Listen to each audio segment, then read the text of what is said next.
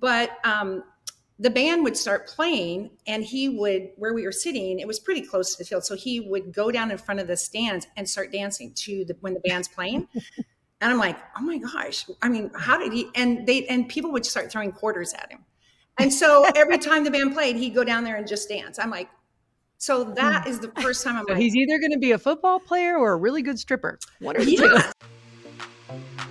Welcome to Your Mom. Your Mom Podcast. Your Mom's Podcast. This isn't any podcast. This is your mother's podcast. My Mom's Podcast. Nah, dude, she's your mom. With Ashley Addison and Lisa McCaffrey. Your mom is a podcast. Shut up, dude.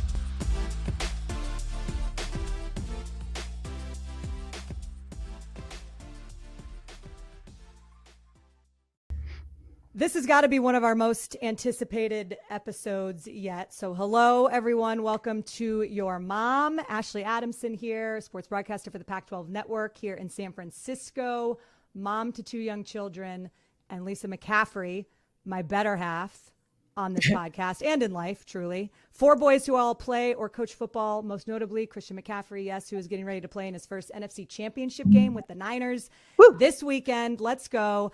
But Lisa, you're getting recognized in bathroom stalls now. So you're, oh my gosh, you're clearly the most famous McCaffrey. The greatest day of my life. Yeah, that's why I had to put on makeup today for the show because people are actually listening. I'm like, what the heck? Yeah. People are listening. Yeah. She recognized me not as Christian's mom, not as Ed's wife. You do that podcast, Your Mom. I swear, she said that to me out of the bathroom, San Francisco airport. It was so cute. So that awesome. Is the best. Good. As it should be. As it should be. Oh man. All right. Well, we gotta keep this intro short because I know why our listeners are here today. And our guest is someone that we've been so excited to have on, Jan Krieger, the absolute gem of a woman who brought the one and only George Kittle into the world. George, of course, Christian's teammate on the Niners. He's in his 6th season. 4-time Pro Bowl tight end, if I'm not mistaken. And probably. I think realistically, like one of the most entertaining players in the league that I've ever watched. Not only is he the best tight end in the league, but he is one of the most entertaining guys in the whole NFL. And he's so fun to watch. Christian loves him as a teammate, absolutely just adores him. He makes Christian a better player from his blocking, from his personality, for everything. So I now will understand where he came from because we get to interview his mom, Jan, and I can't wait. Absolutely. And they just have a beautiful family story. They have a podcast that we'll talk about. And she's got 2 kids, George and her beautiful daughter, Emma, who's incredible. So a beautiful story. Without further ado, we'll get out of the way. Here is our interview with Jan Krieger, George Kittle's mother. Enjoy it. Jan, it is awesome to have you. As Lisa and I were talking about, we've been trying to speak this interview into existence for quite some time. So thank you for joining your mom. It's good to see you. Thank you for inviting me. I love that this is about us. And it's you don't hear this very often. And it's usually about the sons and their fathers. And so thank you. I appreciate this.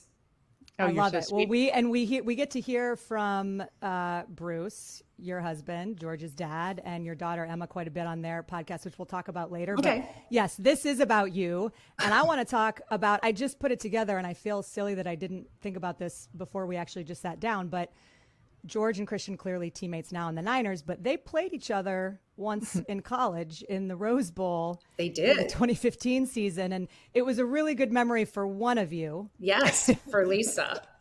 Well, do you remember the first thing I said to you? I'm sorry. I might have said it to Bruce, your husband, but I ran up to you and I go, why the heck didn't they use George in that Rose Bowl game? Thank you. You must have said to Bruce. Go ahead. I'm glad they didn't, mind you, but why didn't they use him? Why did they? So that was my first. And because at the time I didn't, you don't really know a lot of players on the other team. And then later on, I'm like, oh my gosh, George played on that team. Mm-hmm. Wow. Yeah. That was just he was underutilized. That's for sure. So anyway, that was my 2 cents, but kind of happy they didn't use him. Sorry. Yeah. Well, we had heard about Christian. I mean, it's not the same. Like, George was going to the Rose Bowl, and my nephew's on the team too. So both Henry and George were tight ends. It was really special. So I have a big family. A lot of family came. We were so excited. And the first play, they hand Christian the ball, and there he goes, and he scores. And we're like, I'm not kidding. We were just like, I have a photo like this. I'm like, you've got to be kidding me. And then it happened again and again and again and again. So now that he's on our team, I mean, I can laugh. Yeah, We full can laugh. circle. Huh? Yeah, and it is. It's full circle. So it's really wonderful. And George has always admired him, and that he's on our team, and your family's part of it. It's amazing. I mean, it's so fun. It's been just such a dream. Yeah, come true. Really well, bad. that's not. Yeah, I didn't even know all your history. I mean, I do now. So yeah, it is pretty amazing. Yeah, it's so much fun playing together. Yeah, yes, so much more fun. So much more fun that he's on our team. Yeah, yes, love it. I love it. Yeah, it's fantastic. Terrorizing other defenses. I just got to ask you guys though, from what you've been able to glean, because they clearly knew of each other and played against each other, but since they've become teammates, like what's the dynamic? What's the relationship? Because from afar, it seems awesome. Yeah, I would say that it's awesome. I mean, they knew each other. They met each other, I think, I think they went out to a Nike event. I don't know if you remember that, Lisa, and they made shoes or whatever. And I think that's one of the first times Georgia really kind of talked to him outside of the football world. And I mean, even though they were with football, but he just said he's such a great guy. And so he's only had positive things to say about Christian. But, because of this, I am with George here. And so I was talking to him last night and I said, George, what, if you had to describe Christian, what would you, what is it about Christian? And he goes, you know what, Mom, off the football field, because everybody can see how great he is. And he goes, we all know how great he is. And I'm so grateful to have him on the team. But he goes, I love his sense of humor. I love his love for the game. And I love that he's one of the guys. He's one of the boys. That's what he said. Sorry, I better say that right. He's one of the boys. And he goes, that's a high compliment. So yeah, he fits right in. That's so nice. Yeah. So it's wonderful. It's so fun. Huge.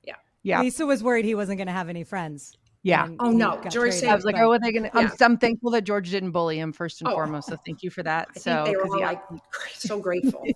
He was embraced the minute he set foot in that locker room, and it was just such a great fit. I'm like, wait, why didn't this happen sooner? My goodness. And Christian said, I asked him earlier too, like, because I knew we were doing this. What do you think of George? He's like, he said he's an incredible teammate.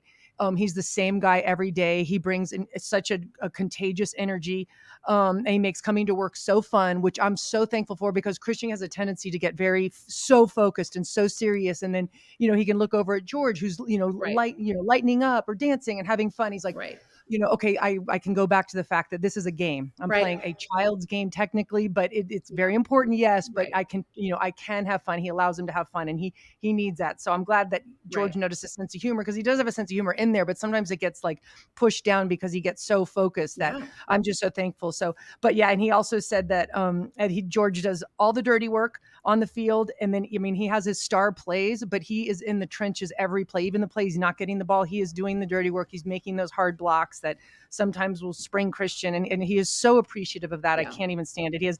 His dad was a receiver, and he was known for blocking. And so it's so important for Christian to have teammates that block and for him to block as well. So, and it just makes it, football is the ultimate team sport. Yes. And if everybody embraces that, good things will happen. So, anyway, and he just said that he's willing to do anything the coaches ask of him. So anything. So there's not a lot of guys in the NFL that do that, not a ton. And he does. So it's a treat. It's awesome. He loves him. So very thankful for him. Thank you. It obviously is that George has fun. Like that's when I was saying earlier, one of the reasons I initially became a Niners fan when I moved out here was because, like, watching George Kittle, how can you not cheer for that guy? Like he exudes and exemplifies joy. Like he is joy personified. And I just wonder, Jan, I'm curious, like his personality and his vibrancy, when did that first show up? Because I believe that most personalities are pretty in place when the kids enter the world. But when did you first see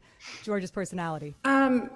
His big energy. He's always had it. I mean, even when he was little, he just so happy, so full of life. But I would say, I mean, publicly, when I kind of saw him, because we lived in Madison, Wisconsin. He was born in Madison, Wisconsin. That's a great story. On a football Saturday, and we could see the stadium from where our room was in the hospital. Oh, wow. And Bruce is like, oh, hallelujah. It's definitely a boy. Because, we didn't have gender reveal parties or anything like that. I didn't want to know. But anyhow, aside from that, we'd take our kids to the football games, and they were pretty little. And George, I'm guessing because I found a stuffed like Bucky Badger. That's the mascot of the Wisconsin Badgers. And so I found that, I gave it to George, and he slept with it, carried him with everywhere. So he would take it to every game. So I'm trying to think, if he's still carrying that, he must have been 3 to 4 years old, maybe 5. But the band would start playing, and he would, where we were sitting, it was pretty close to the field. So he would go down in front of the stands and start dancing when the band's playing. And I'm like, oh my gosh. I mean, how did he, and people would start throwing quarters at him.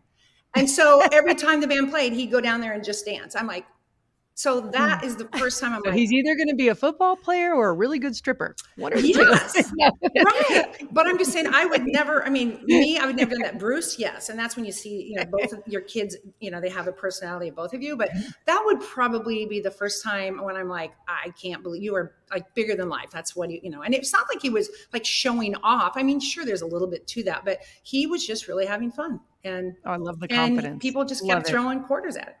Yeah. So that's George. The best. That's George. I love that. Did it get him into trouble? Like, what was that like as a mom? No. Having a bigger than life personality for a kid. No, he didn't. He always was kind to people. No, he never got in trouble. Not that I'm aware of, but no. Then it wasn't real trouble. If you're not aware here's of it, his then third grade teacher coming on. No, and mostly it was always positive. When you get those reports back from the teachers, it was just just how much fun he is in class. So. Yeah. Love it. I love that. When did you have an idea for when he was actually going to be able to play at the level he's playing at? I mean, do you still kind of pinch yourself sometimes? Well, of course you do, because there's so many. What mom doesn't want their kid that loves football wants to play in the NFL? We used to play. We were in Madison, Wisconsin. I wanted my kids to have my childhood, so we moved back to Iowa and bought land, and we lived on a farm. And so we were outside every day, and we usually played football, just with just the 4 of us. But then I have a huge family, so there's lots of cousins. But yeah, George was just twitchy, and he just I just loved the game. And now Bruce played football, so we always watched football. I mean, football was big in our family. I would say there was one time after that Wisconsin game, Ron Dane played for, Wisconsin. So George had so many jerseys, but he loved Ron Dane. And I remember he had that jersey on that day, and we were playing, and then we stopped to get water or whatever. And he just said, Mom, someday I'm going to play in the NFL. And I said, I believe you. I really, really believe you. And I always have. Now, maybe there's certain coaches along the way that didn't feel as strongly as I did, but I always believed him. I really did. And people go, how? And I go, I don't know. I just believed him. I just, it meant so much to him. He was so passionate about it. And anyhow, so I'm not surprised, but I'm so grateful. And yeah, I still pinch myself just because it's so much fun to watch him out there. Wow. Yeah.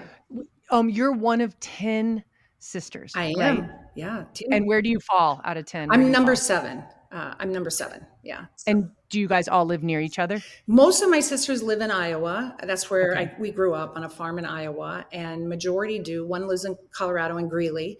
One lives in Indianapolis, and then Bruce and I are in Santa Fe. So, but most of them, and we all they've left, come back. And my mother, who just turned 100, still lives on the family farm. So yeah.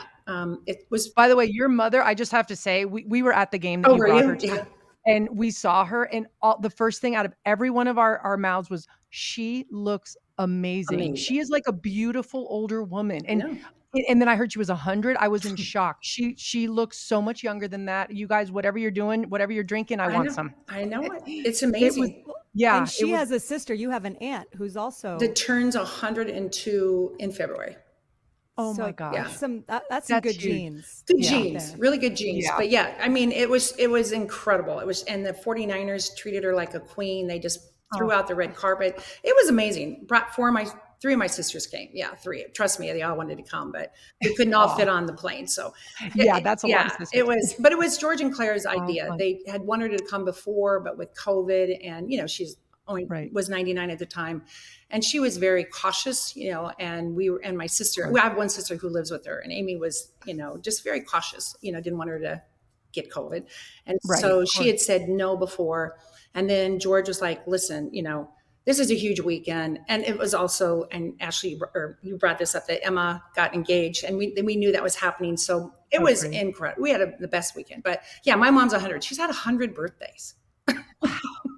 That is incredible. She had 10 girls. Like, I can't imagine having 10 children, period. Me either. Or more than 2, really. Me either. But to have 10 girls, did she want a boy? She would say no. She's more like, the Mother Teresa, just love children. We had foster kids live with us. My dad finally said, okay, enough. No, enough. But yeah, always just wanting to take care of other people. And yeah, one of my sisters, we did adopt Birdie. She's from Nome, Alaska. And it was our minister at our tiny little country church that sometimes we'd walk to. He went to Alaska, and he called Mom and said, there's this young girl. And he goes, let me tell you about her. And she said, I don't want to know anything. Just send her to us. We'll take care of her. So she came, and Birdie was the shortest of all of us and came to the land of giants. But anyhow, yeah. So that's my mom, most giving woman, most loving. And she just has a big heart, and she loves big. So how would you describe what it was like growing up in Iowa on a farm, 10 kids? It sounds like, obviously a very open family, open home, a lot of love going around, but I'm sure, I imagine it was a very formative experience for what your path became.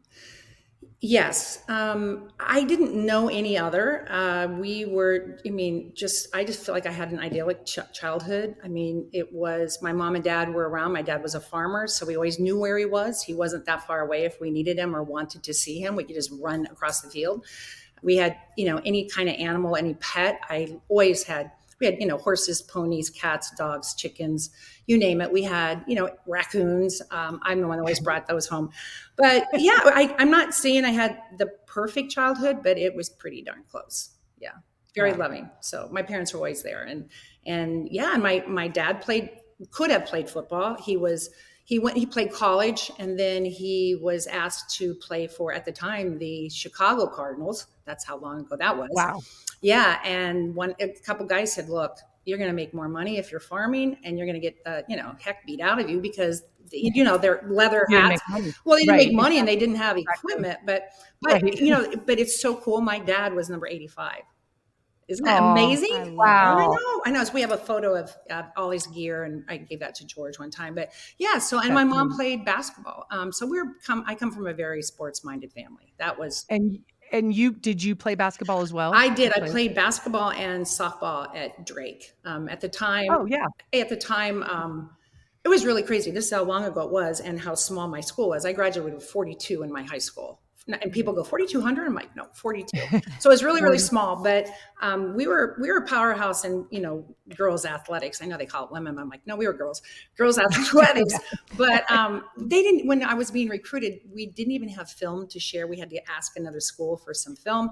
But really the strongest women's program at the time was Drake in Des Moines. And so my senior year, we made it. So we were in the Elite Eight. We were one game away from the Final Four. But, and then I played softball. So they always say you're a student first and an athlete. I was really an athlete first, but but it was great. I loved it. Yeah. I have a lot of good friends from there, but I went to Drake, and then I met Bruce at Iowa, and he was playing football.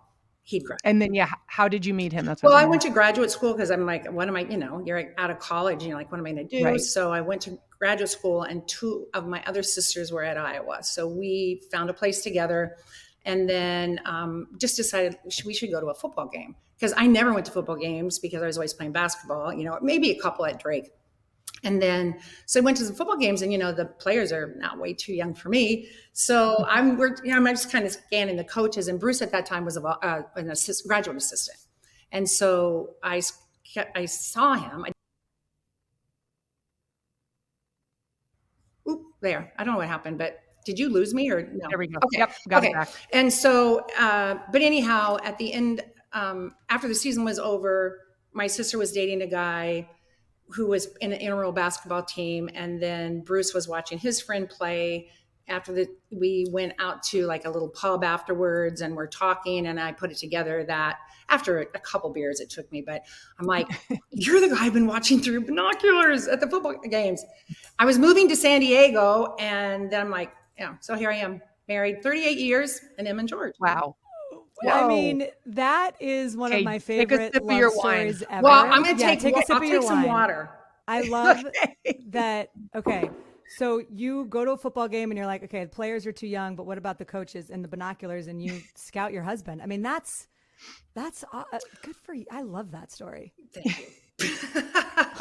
Well, I kept saying, wow, he's a really good looking guy. And then, how would I ever meet him? I don't know. I kept looking in the program. I couldn't find him, I don't know, and so that was it, thinking whatever. And then, then it was him. It was just crazy. The universe. Yes. Wow. Yes. It was meant to be. I think so. Yeah. Thank God. Well, then I didn't know him very long. And so I told my mom and dad, it was the second time they'd met him. And we just said, we're going to get married. And they were like, what? We don't even know, and they were very, they didn't want to burst our bubbles, because here we are so excited. When I had my mom and dad alone, I said, how did you know that you two were, right for one another? You want to get married? And my mom said, you'll know. It's just a feeling, you will know. And I said, that's how I feel. I know I haven't known him very long, but that's how I feel. So like I said, 38 years. So yeah, it worked. It worked. I love that. Yeah. I love it. Yeah. Yeah. That is amazing. And I do think that's true, because there's so many, I think that people always ask, well, how do you know? And it's just, it's hard to say. It is hard to say. If you don't know the answer, then it's probably not it. Right. Exactly. That's the reality of it. Yeah. So, well, okay. So you mentioned that Emma, your daughter, just got engaged, which congratulations. That's Thank really you. Exciting. Yeah. She's so cute. I love her. She is adorable. Thank you. She's so good on the podcast. And she's fantastic. She makes me want to do yoga. Totally. I want to hire her to be my life coach, and Bruce too, for that matter. Yeah. And bring me wine. So you get to help plan a wedding. Is that what you didn't get to do with George? Right. That's true.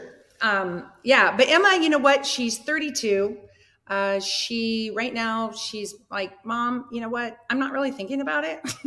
I just want to travel. I want to, Emma's an adventurous, kid. And Cody, he's a baseball player. He played with the Pirates and the Brewers, and then he was free agent. So he went to Japan last year.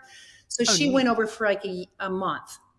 And so now he's going back with, we're all manifesting that he will be back. Either Emma, we hope the Giants. Wouldn't that be perfect? Yes. We'd like him to play for the Giants. Hey, we've manifested a lot on this show. Yes. Okay, good to know. Right now. Okay, Yeah, so yes, I totally believe in that. And so, so he leaves on Saturday, and they have George and Cody have complete opposite schedules, but he's in Japan, so they don't know when it's going to work out. They're thinking, should we just? It'll be like George's bye week. We don't even know when that will be yet. So they're pretty low key. They're just, happy to, she loves her ring. The ring is beautiful, and just happy, just, knowing that someday they'll be there, but they're together, so pretty wonderful. I've seen Congratulations. Because I think that's what my kids are young. So yes, they're really young. One of the things that you would want as they get older is that they find that match. Yes. Because obviously both of you have found it. I found it. And it's I'm sort still of looking. understand it. Yeah, Lisa's still. Did you tell Ed that? No, I'm kidding. He'll hear it on the podcast. I got back from a 4-day trip with Ed. Good. After the game, so I've been a lot of Ed time over here. But I think that's what you hope for your kids, right? Oh, that they find somebody in the way that you did, because it's the biggest decision you ever make in your life, and you sort of know that rationally, but until you're married, you don't understand how it impacts every single facet of your life. The most important decision you'll ever make. How old were you when you got married? Well, I always say this. Bruce goes, why don't you just say you're 24? But I was a month away from being 25. So he's just like 9 months older than me. So and I've noticed with my kids are getting married a little later. Well, because a lot of my sisters were married at 21, 22. Oh wow. So but I chose not to have. We waited 6 years before I had Emma. Bruce would have had a baby right away. I'm like, no way. No way. Yeah. So anyhow, What's the best parenting advice that you've received, or I should say that you can have to offer parents who are listening based on your experiences as a mom? Well, it's always been for me is lead with love. I mean, there's nothing like an unconditional love. And that's what my kids, they'll always tell. George and Emma will always thank us and hug us. It's like, we've met so many people that have not had both parents or even one parent that just love them unconditionally. So yeah, I mean, life's hard and life is about experiences. And, I'm just like, I just want to help and guide them and then just, lead with love. That's what we always believed in. And that's what I would say to anybody. It's not always easy, but you have such a small window with them. They grow up so fast, so fast. I know. And people don't realize it. I tell Ashley and she's like, wow, they're sick. I'm like, hey, appreciate that they're home with you. And it goes by so fast. People don't realize. I know. And I always said, because another thing, and the reason we waited longer to have kids, because I just said, when we have children, I'm going to be home. And I know women, I admire whatever anybody chooses to do. But for me, it was so important that one of us be home with them. Of course, I wanted to be. So, and that's what we did. And that I have no regret for ever, doing that. So that was wonderful gift that we could give them too. And they always thank me for that. So, it is precious time that you never, ever get back. No. And I think you sort of, again, understand that on a high level, but it's those moments, once they've gone by in particular, you look back. I even look at pictures of 2 years ago and I'm like, they're different people now. They're humans. Yeah. They talk back way more now. I know. I also love the relationship that seems to be between George and Bruce, because I watched a great piece the other day that I think came out earlier this season. It was with the NBC Bay Area, and they sat down with George and they said, what do you want to do after football? And he didn't skip a beat. It wasn't about WWE. It wasn't about anything else. It was about, do you know what his answer was? He wants to be a dad. Yeah. Oh my gosh. And it was so, and he didn't skip a beat. No. And then he went on to talk about the relationship that he has with his dad and how he's his best friend and how he's passed so many things on to him that he thinks he's going to be a great dad. So I don't know. I just think that's really special. And I imagine that, he's going to be a pretty darn good dad when that time comes. Oh, he will be. He'll be a great dad. Yeah. And and he has, it'll be a lot different for him too, because he has, a little different resource, a little different situation than when we raised him. But yeah, he's going to have so much fun, and he will love big. And but I do have to tell you, Ashley, that he still does love WWE. And he said, I really would just love just a stint with them so that I could climb the ladder and throw someone on the table. I said, okay, that's fair. That's what Christian said. Christian, I was like, we were laughing. And he's like, when he's done, he's going to join the WWE, and it's going to be amazing. That was, And are you good with that, Jan? Are you? Oh, you know what? We've met a lot of people. I've gone to a few, and the first time I'm, if you see it on TV at first, I'd be like, what? But then you meet these people and they tell you their story. And I'm like, who am I to judge? They love what they do. They are very passionate. They're very serious. They're hardworking. They're almost on every night. I mean, it's different, but I have a few, it's been fun because George loves it so much, and it's fun to share that with him. How long do you think George will play? Do you have any idea what? That's a really good question. I hope he has at least 4 to 5 more years. I mean, I think 10 years, 10 to 20, 25. Well, I would love, but pull a Tom Brady. Yeah. Pull a Tom Brady. Yeah, pull a Tom Brady. Well, maybe if he wasn't an offensive lineman. I mean, kidding. Sorry. He is a tight end, but sometimes I'm like, are you an offensive lineman? Wait a minute. Yeah. It's all right. That's what makes him so, I mean, it's exactly speaking to what Christian was saying about him, that he does the dirty work. He's a star, but does the dirty work. But he loves that. And Bruce was an offensive lineman in college. And so Bruce actually coached him. I think it was either a 6th or like 7th grade. Maybe it was junior high. And so many of the young boys wanted to be offensive linemen because Bruce made it sound so fun in the way he coached it. So they all wanted to be offensive linemen. You don't hear that very often. They want to be quarterbacks. Right. Oh, yeah. They want to be quarterbacks. Right. Anyhow, well, Lisa and I have talked about on this podcast, and she said that there's something about offensive linemen that you just, when you're around them, you sort of like feel taken care of. Oh yeah, they're protected. About a natural nurturing thing. They, you feel protected and warm. Very much. And they're all. I have to say, I think they're the smartest guys on the whole team. Oh yeah. I mean, I know the quarterbacks are smart, whatnot, but I do think in general the offensive linemen I've hung out with are all super smart, high intelligence, and very protective. And just usually really good quality Yeah. people. Bruce will be. They're I'll sort of tell like Bruce the she's- moms of the Yeah. team, Yeah. I would say. That's like, yeah, that, The unsung heroes, but man, when you Yeah. don't have a good O-line, it shines through. yeah, it sure so. does. That's true. I'll tell Bruce you said that, Lisa. He'll be, Yeah. that's very good. So did he coach George just in Little League, or did he coach No, him in high school at all? 'Cause I know George coached high school for a bit. Yeah, right? he coached, they actually had 5th, 6th grade football. And so that was, that was new to us, where we lived. And so anyhow, he coached them there for those 2 years. And then he coached them in junior high, 7th and 8th. And then he did coach in high school. He was like an assistant coach, just for a while. And then it's like, okay, I better step back and let other people coach him. Yeah. But it was really fun. It was so much fun.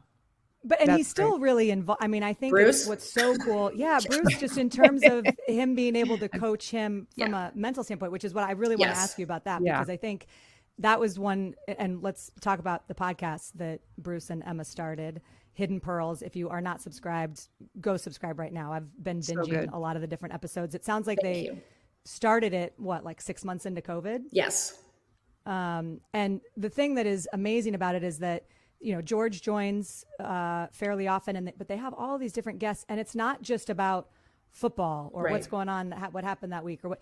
It is really intentional. I mean, I found myself doing like breathing meditations with Bruce yesterday, and I'm like, this is awesome. I was not anticipating I feel this. better. Yeah. Yeah, That's good. And so it's amazing. And so I guess, and I'm going to sprinkle in. We actually got some great questions from some of our listeners. Really? Who were coming on. So so this fits right in with this. So I'm going to just ask you this question. Anna Banana West said, your family seems to keep such a good balance of sports intensity, yet also sees the importance of meditation, breathing, and yoga. I find this very rare in sports as a whole, but especially male-dominated sports. Has this always been something that you've practiced, or is it something that has come about in the last few years? Let's see. We have probably, when the kids were little, we would have we'd have a circle with our, the 4 of us, and we would just always in the morning, we'd sit down and it was like a talking stick, we'd go around and just ask, but you couldn't interrupt if you had the stick. And so we always did that. And then we'd always, and it wasn't more, it was, you can call it a prayer, whatever you want to call it, but it was just a time where we just, would be quiet and then just, and that was hard, as a child. I mean, they'd sit there like, what? But then they got it, and then they started, understanding more. We didn't really do yoga. I mean, I kind of had, whatever the CDs or whatever, but it really was, I think when George was in college, I think he was a freshman in college. Anyhow, we joined a yoga studio. And oh my gosh, it hit us hard. And Emma, actually, I should back up. Emma started doing it in college. And it was a way for her, because, she'd grown up just lifting weights. She was a volleyball player and just so hard on her body. And she started doing yoga, and it like changed her life. And so then, I talked to Emma often. And so we joined a studio in Iowa City, and it was like a hot house yoga. And so meditation has always been a part of our lives, but it was more the yoga bringing in, to it too. And then Emma went through, Emma was going to go to law school. Bruce also has a law degree, was going to go to law school. And she took the test, the entry exam outside, I guess. And then she just took a yoga teacher training. And she's like, I'm not going to law school. So she's my favorite yoga teacher, but she's really good. She offers, classes, if you go to the Hidden Pearl your website, she offers classes and stuff. But yeah, it's always been so important, meditation and then visualization. That was huge with Bruce, when just all, like any team, any boy he coached, was just, close your eyes and just see yourself scoring a touchdown or making the great block or, the interception, because when it happens, you won't be surprised because you've already done it. So George is really big into visualization. So Bruce is really like the sage, the wise one. He really blows my mind. But yeah, it's been a part of our lives. And he writes George a letter. Does he still, before every game? Yeah, every game. Amazing. Yeah. Can you tell that story? Because David Lombardi wrote a great article about this in The Athletic a few years ago. Yeah, I know. Because I remember you said something about David. Was that with Cheryl or something? Yeah. David's a great guy, and you're right. I plug him. He's such a good writer, and he always and so positive. And I love so it. positive. Yeah. Let's see. It was in college. At the time, Bruce was coaching football at Oklahoma, and George went to Iowa. Bruce played at Iowa. We're from Iowa. People, George graduated from Norma, Oklahoma high school. So therefore they think he's from Oklahoma. He's not from Oklahoma. We were there for 2.5 years or something. Okay. You know how they do that? I'm like, oh, he's from Oklahoma. No, Yes. he's not from Oklahoma. At any rate, so Bruce, though, so we were in Oklahoma, and George, we took him, to Iowa home, but we took him there. And that was Bruce's way to keep in connection with him, just to write him letters. And there was a football player at the University of Oklahoma that died suddenly, and it was so sad. And his father had written him letters, and it was another beautiful story. And so Bruce just thought, what a wonderful thing. And so he started writing George, and he has since college. And there was one time when Bruce, somehow George didn't get the letter, and he said, "Really, Mom?" I felt like I was, I was like panicking. And so he's like, "Dad, just email a letter. You have to get me the letter." So he usually, he reads them the day of the game. Either, I guess now, it used to be at Iowa, on the bus ride to the stadium. And here it's like when he gets he'll call it work, which I think is funny, but it's work. When he gets to work in the locker room, he'll read the letter. So yeah, it's pretty. That's amazing. Okay, I want to ask what. Yeah, go ahead, Lisa. I was just gonna say I want him to eventually publish those, because I would love to read it. And you may not, but I would just love. They're incredible. There's a few words. I heard there was pictures and like visual effects in these letters, and they're like several pages long. Yes, which is that's incredible. It takes I cannot what love and how much time and energy he puts into these letters. Yeah. But no wonder. Go ahead. No wonder why George is so good on the field and so focused and just having a blast. He's got such a great support group behind him. He does. Much love. You're I love it. Yeah. Well, and I just tip of my hat to Bruce, because I've talked about this before on the podcast, but I try to write my kids a letter every year on their birthday. Yeah. And I'd say I'm batting, like maybe 3 out of 4. I'm backlogged a little bit. I'm like, what happened last year that I should tell you about? But that's good though. Yeah, and what it does for me is that, because I haven't kept a baby book, or there's so many things that I always feel like I wish that I had done or I'm doing, but it's a way to sort of just say some things to them that as they get older and can read these when they're, I don't know when I'm going to give it to them, when they're 18 or whenever, that they'll have some of those memories and words and things that I just hope that they know and feel. And it even is cathartic for me. I mean, the one that I most recently wrote, my 6-year-old son, I was like, I'm having insane mom guilt because I'm doing all of these things and I feel like I'm trying to do it so that I'm a better mom, but in reality I'm not spending enough time with you and it's killing me. Aww. And even writing it it helped me. I'm like, okay, he's going to read this one day hopefully, and he'll think about that and maybe be a better father himself too. Be like, oh wow, look at these feelings my mom had. The written word is so special. So I think that's so amazing that Bruce does that. Does he ever ask you for does he ever say, hey, do you have any ideas, or do you want to edit this? Or never ideas, but edit. Yes. Ideas. Yeah. I always read them. So they're pretty special. And sometimes, yes, everybody, I agree. I think they should, it would be great to have them published.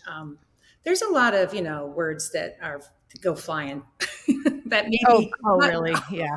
I grew up, I have 4 boys. Oh my gosh. Our house is like a locker room. I love that. Really, I can't imagine 4 boys. What fun. No, it's insane. Oh my gosh. It was. Well, I wish you should. It's too bad that because Lisa was dying for a girl. That's why she kept having boys. But really? So you should have moved to a farm on Iowa. That's true. And maybe that. Oh my gosh. I can't imagine 4 They're hard workers, but there's a lot of testosterone. There's a lot of energy. They're growing up here. That's incredible. It was a blast. Oh, I bet. So fun. Yeah, so fun. I can't imagine. But again, just if you haven't listened to the podcast, and I love too the way that their mission statement just on the podcast's homepage is join the Kittle family on their mission to unite the world through storytelling, which I just think, I don't know, they're doing some really cool stuff and having some really amazing conversations, and I'm a big fan of it. How often do you go on? Do they have you on very often? No, it's okay. Really, it is. I love the relationship. Because George and Bruce do have a really special relationship. and this is a time that it's really Emmett and Bruce. And Absolutely. As a mom, I mean, I don't feel like I'm being left out at all. I don't. I just love to see that the relationship that they have with their dad in those different situations. And it's so much fun that all three of them are on. It's really hilarious. So that brings me a lot of joy. I take a lot of the photos. I'm kind of behind the scenes, but no, as moms generally are. As moms are, period. So yeah, again, thank you for having me on. Thank you for doing this. No, it's awesome. And I do think, and it's also including in the letters, like those letters will be something that George and hopefully his kids will have forever. But the podcasts are like a living, breathing journal as well. You know, it's an amazing thing to be able to document things as you kind of go through your life and be able to at some point go back and revisit them. I'm going to work in a couple more because we just got so many great. Oh, that's I appreciate that. Yeah, no, people were really excited. Everyone's so excited. Like, we've been waiting for you guys to have Jan on. Oh my gosh, thank you. And I was so scared to ask you. I was like late night texting. I'm like, okay, I'm just going to do it. I'm going to put it out there. Oh my gosh. Yes, I was so nervous. I was so, oh my gosh. And you responded so quickly. Oh my so gosh. No, are you kidding me? Yes. No, thank you. I'm so happy to be on. Thank you. It's amazing. And credit to Lisa. She's getting out of her comfort zone. Look at me. Woo, I'm a big girl now. Woo, growing up. Okay, here are some good ones. OT for Life said, what was your first thought when George became a Niner? California. I was going to move to California before I met Bruce. So, really excited. We grew up, George did. We lived in the Midwest. Iowa doesn't have any pro team. So we were Bears fans and Packer fans, cold, very cold, very cold. So we were just thrilled. We were thrilled that a team wanted him. I mean, honestly. Yeah. So he was, because he went in the 5th round and 146, I was like, oh my goodness. But we're so thrilled that John and Kyle. Yeah. He's definitely outplayed his draft. But isn't that, sure. It's just, and then which is so neat. Yeah, it is. It's like, it's great. Yeah. Like Brock Purdy. Well, and that's what I was going to say. Let's just pause here for a minute and talk about Brock Purdy. Can you guys explain what's going on? I mean, because it's been amazing to watch as a fan, and it's we've talked about, last week we had a mailbag episode and somebody asked, okay, Lisa, what advice would you give the Purdy family? And Lisa said, whatever you're doing exactly right. Exactly. Yeah. For real. Can you imagine? I mean, it's one thing, and you both have been there, where all of a sudden you're in the spotlight, but it sort of is a build. Right. Brock Purdy was the last pick in the draft, like Mr. Irrelevant, 3rd string quarterback. Maybe the Niners weren't even going to keep him on the roster, and here he is. Right. It's a story that is hard to wrap your arms around. It is. Right. Yeah. No, it is. It's amazing. It's amazing. Ed was doing a show this morning, and we were talking about Brock Purdy before he went on, and he was asking me questions. I was asking him questions about him, and we basically, one good thing he had coming in is he played at Iowa State for 4 years. So he had incredible experience, in the trenches, but truly you never know what's going to happen when he steps on an NFL field for a real game. And he has taken that, for lack of better, he's taken it by the balls and just ran with it. I mean, my goodness, his moxie, his confidence is incredible. Yeah. And if ever there's few and far between, but a play that didn't go perfectly, next play, he just overcomes it in 2 seconds. And he's like a pro. He's like a veteran. And it's so fun to watch. And it couldn't happen to a nicer family too. And great kid. I'm sure George loves him too. Yeah. Christian's like, oh my gosh, he's just a great person. So, oh my gosh, you want to root for him. That's all I can say. Yeah. If everybody out there is looking for a team to root for the next couple of weeks, I am telling you, we got one for you. We got one for you right here. Yeah. And we have George, for real. Come on. Well, and then, join the bandwagon. Right. And he, so Brock played for Iowa State, and Iowa State is, such an arch rival with the Hawkeyes. So it's the Cyclones and the Hawkeyes. And, Bruce never had anything positive, to say about when you're playing against them, because it's always the Hawkeye State, whatever, that rivalry. And so now it's really interesting because, there's stores, the great t-shirt shop, the t-shirts they're making, now we cheer for both the Hawkeyes and the Cyclones or whatever, but it's the whole state of Iowa is jumped on. They're huge 49er fans because we have, because it's Iowa State and Iowa, and they have a great relationship. So it's pretty fun. But yeah, that makes me happy because there are a lot of Iowa fans out there, because when we did play that Rose Bowl, we may have won the game, but y'all won the stadium. It was we had our teeny tiny corner of red, and over 3/4 of the stadium was yellow and black. I'll be honest, I was intimidated. I'm like, wow, this is insane. And Stanford is in California. Right. It's just a couple hour drive, Right. and we still couldn't like Right. feel a little bit more of the I steam. So know. yeah, so They travel kudos. well. That's But pretty like I neat. said, did. they don't travel really have, well. we don't have a pro team. A pro team, And so they're so looking, it's either yeah. the Hawkeyes and the Come on. Cyclones. Yeah. Go Niners. Come on, guys. I know. Go Niners. I love that the whole state of Iowa is Yes, behind it. yeah. Of course, that's amazing. Okay, what's one thing you are glad you did as a mom, and one thing you wish you did differently? One thing I'm glad I did as a mom, that I'm glad that I chose to stay home with them, to be a stay-at-home mom. You know, if only I would have got paid for if mothers could get paid for staying at home, we'd be very wealthy. That was it. I have no regret about that. One thing I wish I would have done different. I wish that I never played any organized sports. I mean, so long ago they don't even have them that I'm aware of. I mean, we lived in a farming community, but I think our kids started, and they would probably maybe feel a little different because they love the social part of it. But you know, we traveled so much on weekends, and we had so much fun as a family traveling and doing things together that I felt like that. I don't know. Do they need to start so young? Do we need to be traveling all over the country? And I know we've all done it. And I remember saying, I will never do that. And I did it. So that's one thing I wish we wouldn't just waited a little later before you put them in organized sports. Yeah. Because how young were they? How young was George when? Not that. I mean, he was like fifth and sixth grade. Yeah. I know some people started younger or whatever. We didn't do that, but it's hard because they get involved in a team. And once you're on a team, I mean, I'm not saying our kids were the most talented, but they were pretty good athletes. And when, you know, you pull we couldn't do that to the team. Right. And George, and they wouldn't have wanted to. And they didn't want to. But I mean, oh my gosh, we travel here and there, but a lot of our weekends were at Little League baseball games, or, you know, I'll never forget, Emma was playing club volleyball. And I remember it was on Easter. It was Easter Sunday. And I just remember, you know, because my mom, I grew up in a very Christian home, and my mom's faith has carried her. So, you know, that's so important to her. And so, and I mean, when I was in college, like every Sunday, Janny, did you go to church today? I'm like, Mom, Mom, stop. But anyhow. And then you lied. And I did. And so, not all the time, but I did occasionally. But I remember being there, and I'm thinking, gosh, this is Easter Sunday when all, you know, families are together, you're home, you know, because we had such a big family, we'd get together on Easter, and I'm sitting here in this empty building. I mean, this huge building, watching these 15, 6-year. And so anyhow, so that would what I would have done different. I think is not had them, you know, so involved.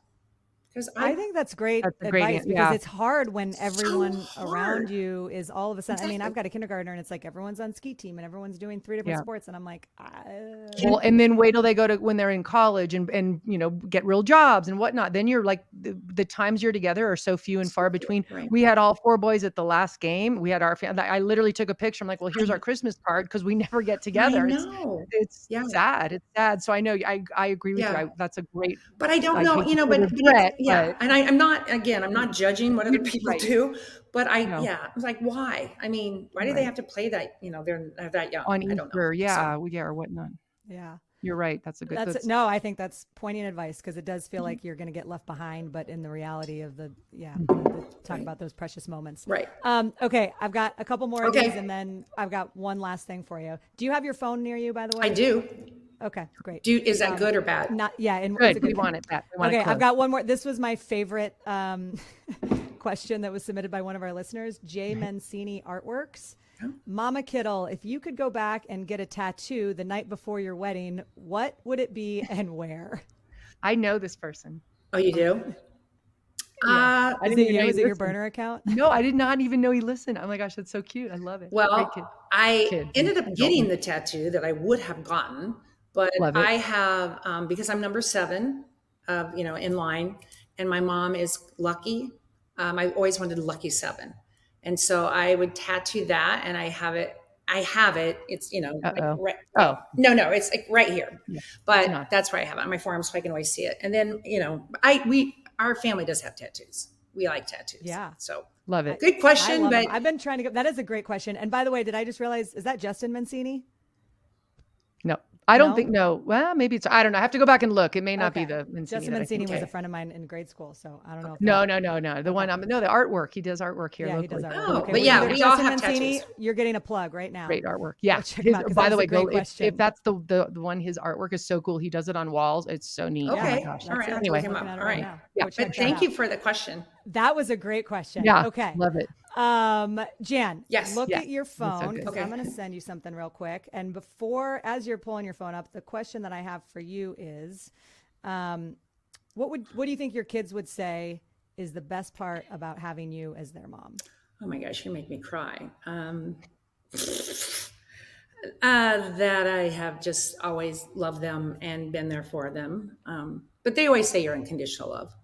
And George just hugged me this morning. He goes, Mom, I love you so much. And then he came back, he goes, I just love you so much. And then, so I love sunflowers and he knows that. So he had to put this next to me. So I gave him, I was doing the podcast. So yeah. Oh my gosh, I love it. I Oh mean, gosh, I love him, and I love I Bruce. love I love him. your family. Can I just feel like in your family? Yes. Can you have us? Can you adopt us? Yes. Yeah. I don't know. We're not perfect, but we truly love each other so Love you. much. Yeah. And we Yeah. I can feel it. I see you at games. I can sense it. Just watching you guys walk into games for real. I feel that. And you know I'm sitting with you guys this weekend. Yes, You I know can't that. wait. So look out. I can't wait. Look Yeah. out. So Can you help? Here's my other question Yes. before we get to Yes. this, before I tell you to open your phone. Oh. Do you have advice for how, because I asked you, I said, well, how has the season been for you? Has it been crazy? And you said, it's just been really fun. How do you handle like the nerves of game day and the season, and every game they win, the next game gets bigger? Well, I've been asked that. Actually, I wanted the coach's wives one time. She goes, how do you stay so calm? And I said, I breathe. I mean, I really do that box breathing where you inhale 4, hold 4. I really do. And, I just close my eyes and breathe, and it's out of my control. I can't do anything. So don't, and George will always say, I feel your energy, just, keep it strong, and that's, so I'm like, I can't be like, which inside, I mean, there's times. The last game was really, Dallas game was hard. That was a tough game, tougher than I thought it was going to be. I mean, on me personally, I just wow, I just thought we were going to. So I just try to breathe and try to be calm.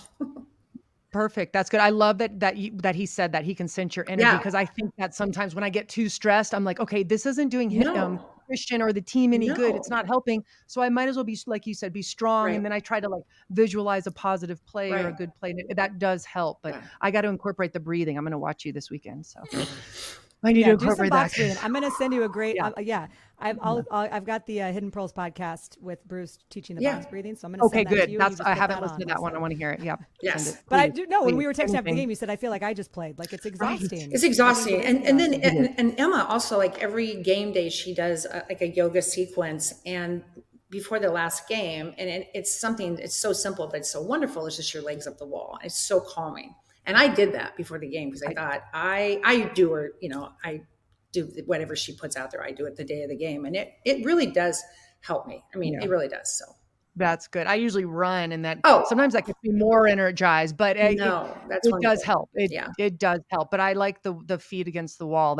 I love that position, especially after a run. I need to start doing that. I know it. Legs up the wall. Legs up the wall. I used to do that when I was pregnant. It was like the best. Yes. My feet would just, they'd be like, feel the blood coming down to your heart and your head. It's just rolling over. If you're pregnant, rolling over and getting up.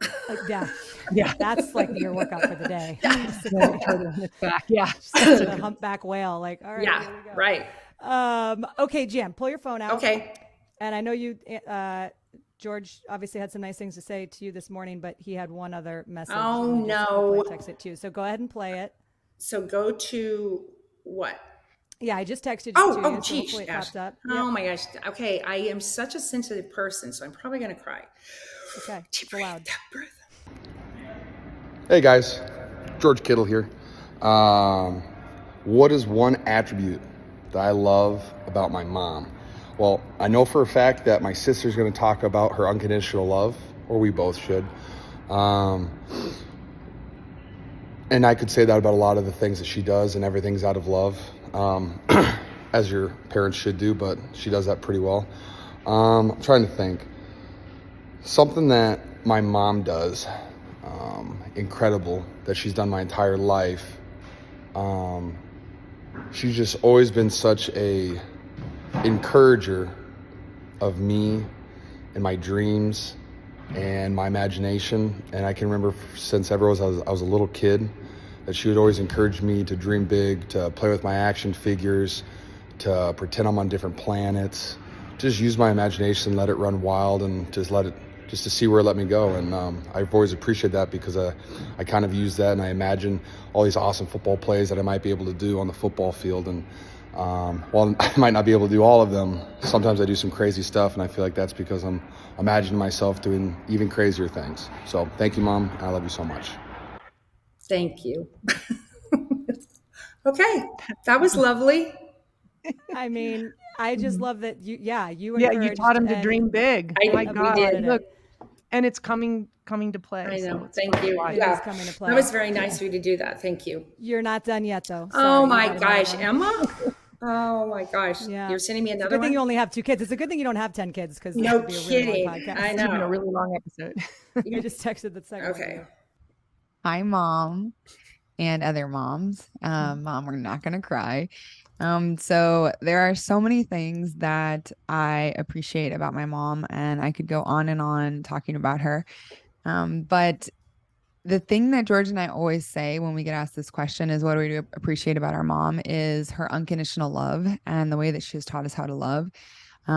So I wanted to throw something else out because we say that every time. And while I think that might be the biggest one, there are so many other things about her that I really want to celebrate and share.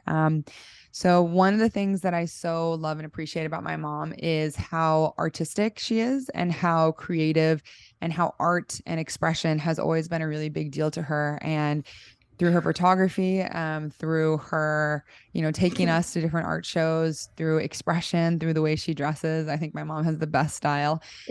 But she's always encouraged us to be artistic and to express ourselves. And I really, really appreciate that. And I think that really comes through with George and how expressive he is and how creative and bold. And I think with me, just the things that I create or the way that my mind works, it's a very creative way. And I think that a lot ties back to her and just always encouraging us to express ourselves and to be creative. And so I think with appreciating art, it also means to be really present in the moment, and that everything is worth celebrating and to find the beauty in everything. So it's always worth slowing down to take a photo. It's always worth pausing a little bit longer to see that sunset. It's always worth maybe having a glass of champagne, or usually red wine for us, but just to really slow down and appreciate the beauty that's all around us, because every moment is art, every moment is creative, every moment has beauty. And when we really start to look for it, we can hold space for the beauty that we see in other people and in nature as well. And so I just love her so much. She's such a ride or die. And yeah, she's so creative. She's so artistic. And I feel really, really lucky that I had a mother who encouraged me to be expressive and artistic and to always nurture that side of me. So I love you, Mom. Wow. Oh. Wow. Everyone needs a daughter. I mean, Yeah. Whatever. Everyone needs a daughter. They do. They No. do. Oh, that's so Oh sweet. my That is literally the gosh. sweetest thing. I'm crying. Oh my gosh. Thank you It was so Both of them. much. That makes so much sense. Just knowing them, like knowing why they are the way they are. They're so confident, and you instilled that. And oh my gosh. Oh my Perfect. gosh. I get you now. I get you. Thank you so much. That was so wonderful. That was worth Aw. thank you. Yeah, it was pretty special. It was amazing when, and Bruce, shout out to your husband because he's the one who helped me get these from your kids. But it was so amazing when I was listening to it last night when he sent it, and I was like tearing up, just thinking, what a beautiful a gift from a mom to give their child. And both of them said it in their own way. Of just, you encouraged me to be me and to be creative and to think outside the box myself. and to just be, and So that sweet. is in the world in which we're all trying to, like, I think a lot of people stifle their kids, and you want to be, okay, well, you got to follow these rules and you got to do this and you got to be that. Right. I think that is just, it's so beautiful, and they're lucky to have you. Obviously. Thank you. Thank you so much. Thank you. Thank you, Jan. Okay, you two, good luck this weekend. Oh, Anything you want to say about the Eagles game before we sign off here? You guys are sitting together. on having a great, healthy, safe win and let's go. Let's go. And it's going to be fun to be sitting with you, Lisa. I'm excited. I know, yes, me I can't too. wait. I know. And Ashley, just have fun with your kids. Have fun with them. Yeah. It's so much fun. Yeah. Thank you. And I want to apologize in advance for my bad words that I will spew during the game. Oh, no, I love that about you. Did you not see the jacket I wore to the game last weekend? No, I know. I'll send you a photo after we get off.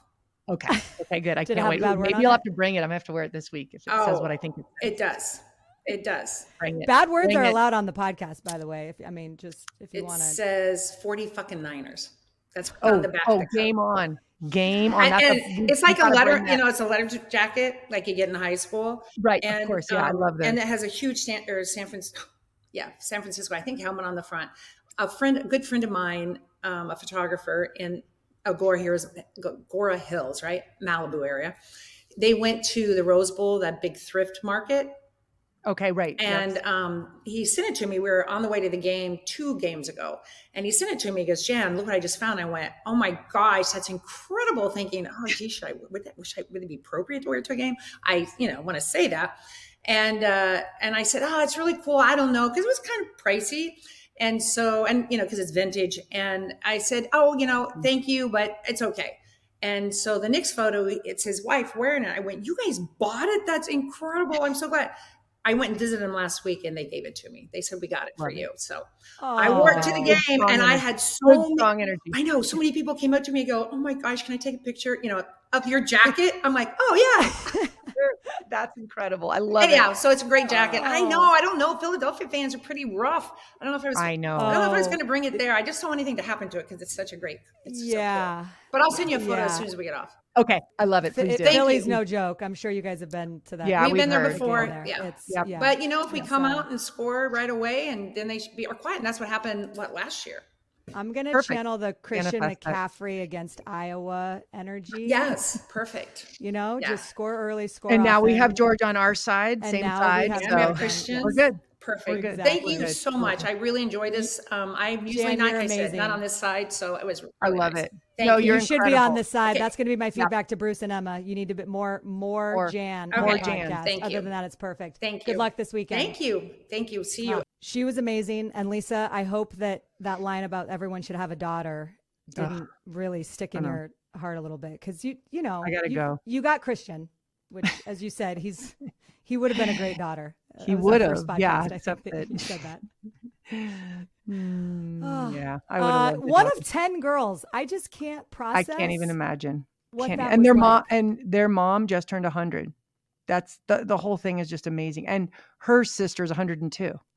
Like, I want whatever they're having. I want whatever they are having on that Iowa farm. I love it. And I love that the whole state of Iowa is behind the Niners, as they should be. Love it. All right, you ready for this weekend? Are you dialed in? I am so ready. I cannot freaking wait. It's going to be amazing. Let's go. Me neither. Yep. Let's go. I'm going to manifest it. I think you should get a 40 fucking Niners jacket, by the way. Oh, that if I don't have one by Sunday, I'm going to be angry right now. Okay. I'm going to go find one. I'm going to scour the internet. Pay for that overnight shipping and everything. Let's go. Lisa, you're the best. Thank you to all our listeners. And I know we've had a nice bump in our listenership, and that is thanks to The Athletic. Chris Camrani wrote a great article. We appreciate you, Chris. He's the one that initially, by the way, introduced us to the McBride moms, who now have become very good friends of ours and helped us launch this whole thing. So check that out if you haven't. We'll leave that in the show notes. And to our partners at Believe, thank you for everything. And I'm just going to tease. We'll talk about it next week, but let's talk about it next week. Nope. Don't tease. Nope. Next week. Take it out. Nope. Take it out. Scratch that.